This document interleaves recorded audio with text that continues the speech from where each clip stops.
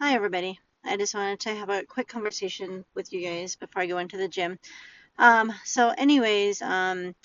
just wanted to touch base and see how many of you on YouTube want to continue to have medical personnel at the bedside. Because a lot of us are venturing away from the bedside just because it is so demanding. If it's not politically demanding, it's director demanding. If it's not director demanding, it's facility demanding. If it's not that, then it's family and patient demanding.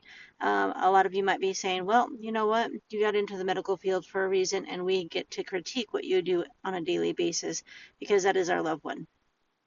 All right, so with that being said, I do understand it's your loved one, and I do understand that you want the best possible care because if it was my loved one, I would want the best possible care for them as well. But with that being said, sometimes, when a family member's a little bit too pushy or in your face, it gets in the way of taking care of your loved one. And it makes us not want to take care of that loved one. It makes us, push away even further and, not they don't get the best overall care that way. So, my takeaway of this whole thing is, I love to take care of people and I love to be a nurse and I have loved it for the last 15 years.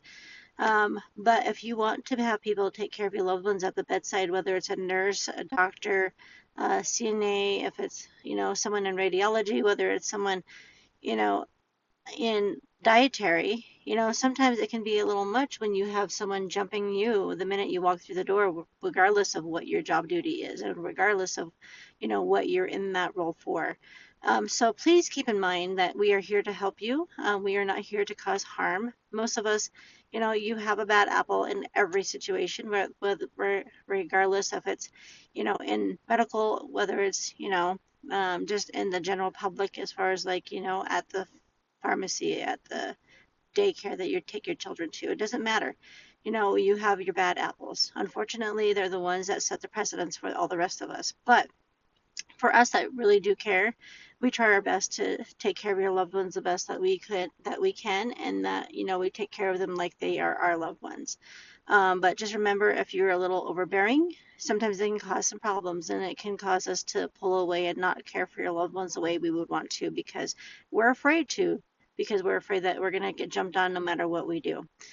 So, with that being said, that's just kind of what I wanted to get out of this conversation.